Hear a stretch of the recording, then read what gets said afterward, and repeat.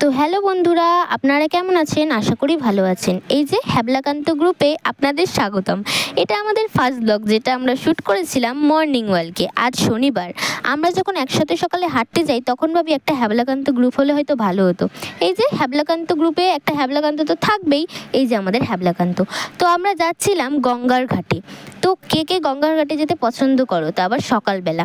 খুব সুন্দর হাওয়া দিচ্ছিল। যখন আমরা হাঁটতে থাকি তখন আমাদের মাথায় আসে যে একটা গ্রুপ বা ব্লগ স্টার্ট করলে কেমন হয়। তো সকালবেলায় ওই হ্যাবলাকান্তই বললো যে একটা হ্যাবলাকান্ত নাম দে গ্রুপের।